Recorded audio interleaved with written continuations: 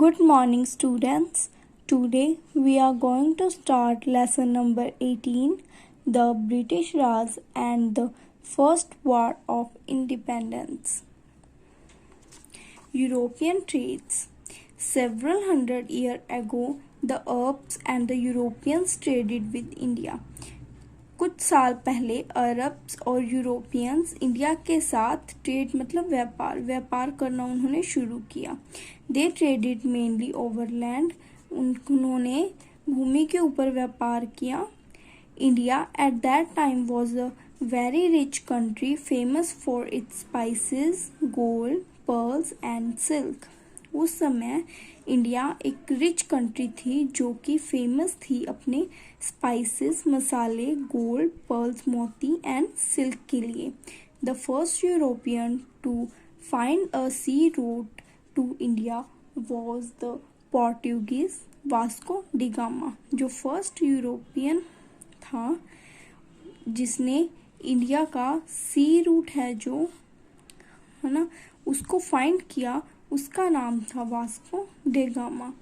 He went around Africa. वो कहाँ गया? अफ्रीका गया. एंड लैंडेड एट कलिकट इन केरला. केरला के कलिकट में उसने लैंड किया. A little over 500 year ago. 500 साल पहले. The Portuguese started trading with India mainly in spices. उन्होंने क्या किया? इंडिया के साथ व्यापार करना शुरू कर दिया. किसका व्यापार करते थे वो? स्पाइसेस का, मसालों का. They were followed by the Dutch, French and English traders. अब जो डच, फ्रेंच और इंग्लिश ट्रेडर्स के थे उन्होंने पोर्टुगीज को फॉलो करना शुरू कर दिया.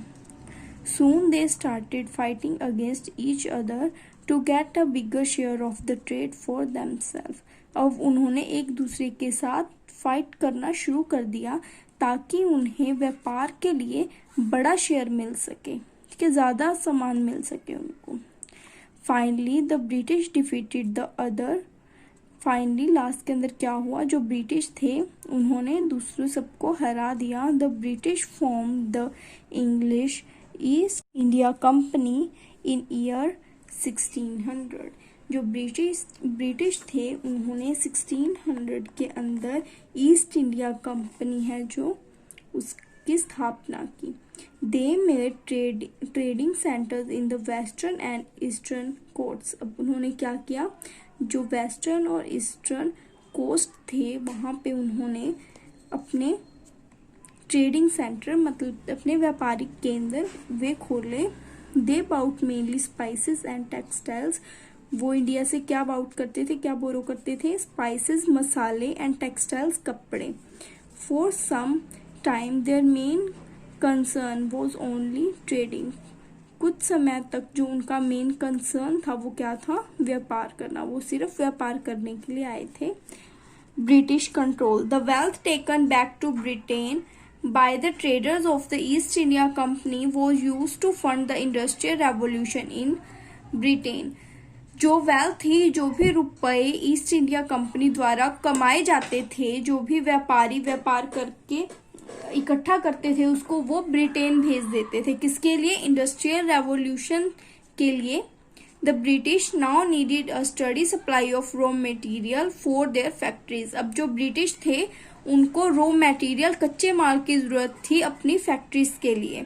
दे also needed a market to sell the goods being made by the factories. अब जो भी वो अपनी फैक्ट्री के अंदर बनाएंगे, वो टेक्सटाइल्स हों या कुछ भी, उसको मार्केट में सेल करने के लिए भी उन्हें कुछ चाहिए था कि हम इसको सेल करने के लिए भी उनको एक मार्केट चाहिए था. Soon the British were not content with being mere trades in India. अब जो ब्रिटिश थे उनका कंटेंट सिर्फ ट्रेड व्यापार करने का नहीं रहा था इंडिया में. They wanted to control the land. अब जो इंडिया है वो उसको कंट्रोल करना चाहते थे. They wanted to control the land. Around 250 years ago the Mughal Empire in India had started declining. अब क्या था? जो 2000 साल पहले जो मुगल एम्पायर है वो क्या हो चुका था? वो खत्म हो चुका था बिल्कुल. Several regional kingdoms emerged. जो छोटी छोटी किंगडम्स थी छोटे छोटे राज थे वो स्थापित हो रहे थे। The British took advantage of the constant fighting between them. अब उनके बीच में जो हमेशा लड़ाई होती रहती थी, ब्रिटिश उसका फायदा उठाते थे। And started gaining control over them. उसका फायदा उठाकर उन्होंने क्या किया, उनके ऊपर अपना जो कंट्रोल था वो करना शुरू कर दिया। The first stage of the British conquest of India was marked by the battle of Plassey in 1757।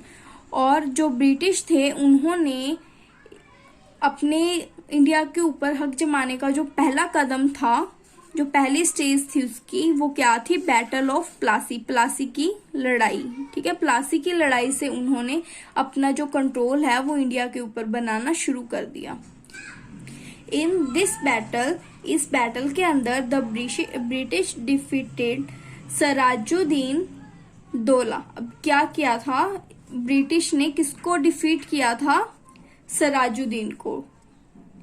The Nawab of Bengal, वो कौन था, बंगाल का नवाब हुआ था। अब जो प्लासी की लड़ाई है, बैटल ऑफ प्लासी, वो किसके बीच हुई थी, ब्रिटिश के बीच और बंगाल का नवाब था सराजुद्दीन, उसके बीच में हुई थी। और इस लड़ाई के अंदर जो ब्रिटिश हैं वो जीत गए थे और सराजुद्दीन दौला वो हार गया था। And become very powerful in Bengal.